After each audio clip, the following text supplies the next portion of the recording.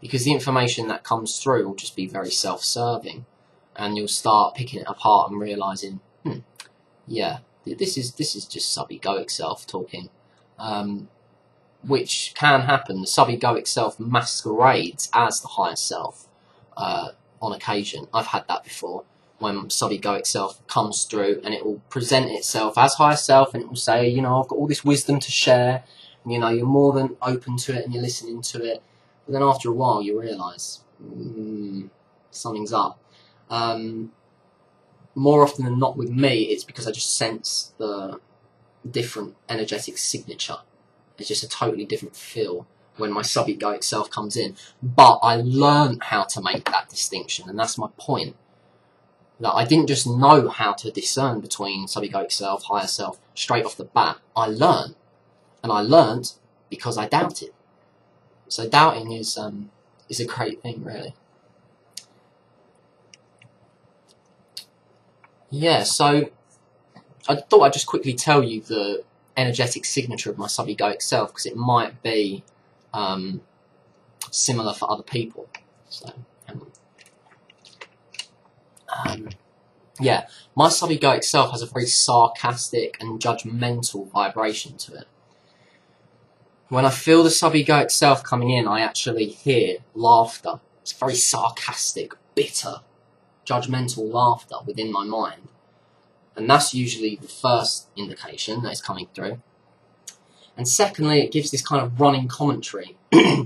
So if I'm doing something at the computer, say if I'm replying to someone, the egoic self will just give a running commentary on what I'm typing. Oh no, you shouldn't say it like that, you should say it like this. Oh no, you're doing it wrong, you know, stuff like that.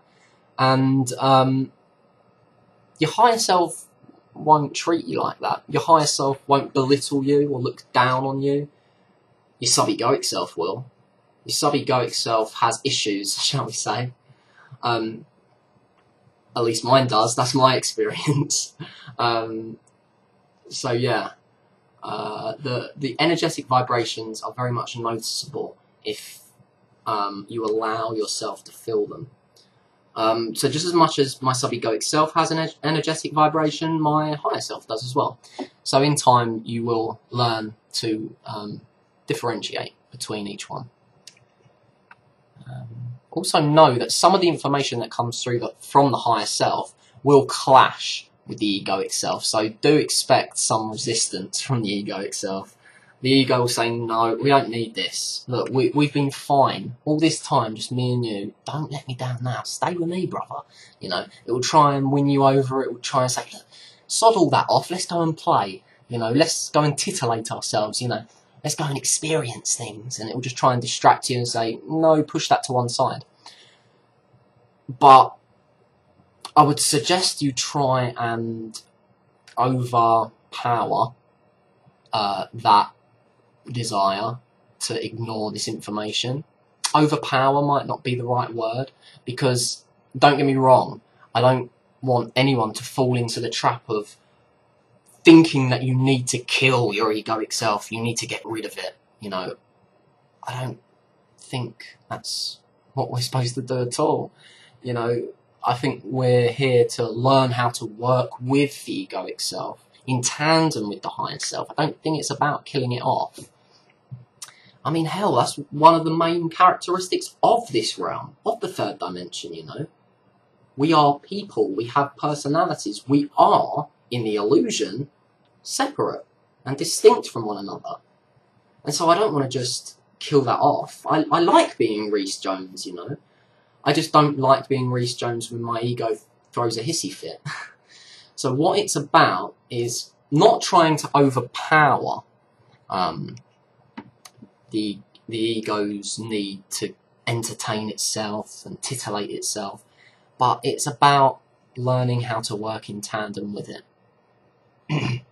It's all about saying, look, we can do that stuff, but not all the time. You know, we've got to find a balance here.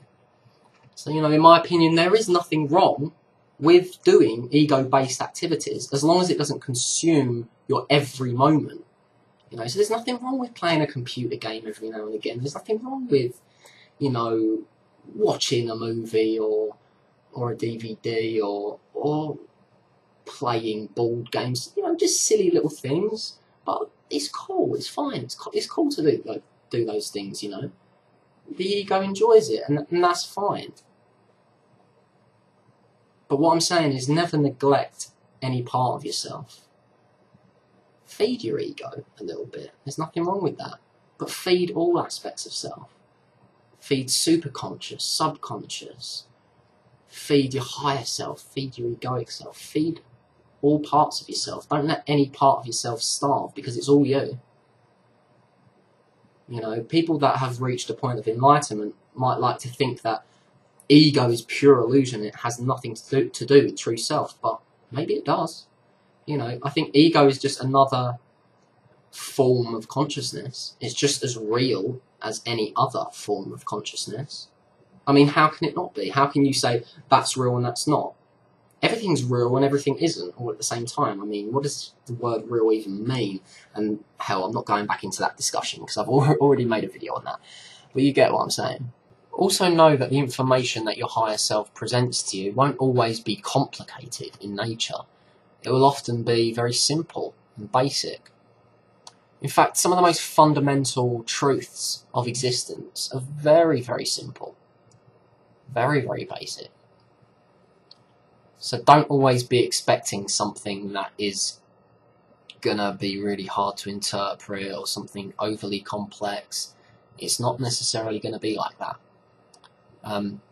So another good way to connect with higher self is through dream state. Once you're actually in REM and you're actually properly dreaming in a vivid way, that is usually the best time to become lucid, push through, break through, and then ask for your higher self. Simple, simple. Again, it's like what I was just saying. Some of the most, some of the methods that work the best in regards to connecting with higher self are the simplest ones. You know, you just got to become lucid in a dream and ask for the higher self, and it will come. Maybe not the first time, maybe it might take a few attempts, but it will. I know of a few people that have tried this and it's worked for everyone, and I've experienced that firsthand as well. So definitely try that. If you can't connect through meditation, or you can't connect during hypnagogic imagery, try the dream state. If you're an anaeronaut, if you're a lucid dreamer, you're one step ahead of the game, and you're going to be able to slip into that communication really, really easily. Another thing I found is that when I had this dream about meeting with my higher self, I found that it strengthened my bond with higher self in waking life. So also look out for that.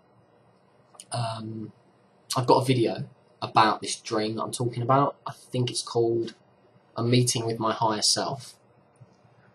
There's 2 parts. It's quite an old one. It's nearly 4 years old now, I believe. Or maybe 3. But either way, it's on YouTube still. I never delete any of my videos. I always keep them up, so you can go back and have a look at that if you're interested. If I remember, I'll put a link to it in the description bar below. Yeah, so as communication develops, and as you strengthen your bond with higher self, you may notice that it will begin to penetrate the ego. It'll begin to kind of slip in and leave little parts of itself within the ego. That's not really what happens, I don't think, because it is all one already. But just as an image for your ego to use, it's like the higher self just starts leaving little bits behind, little parts of itself behind. Every time you communicate, your egoic self feels that little bit more powerful, that little bit more knowledgeable. But again, I don't think that the higher self is really leaving parts of itself behind, because the egoic self is the higher self. It's just that the egoic self begins to remember that it is the higher self. And so the more and more the egoic self remembers that, the more and more the lines begin to blur.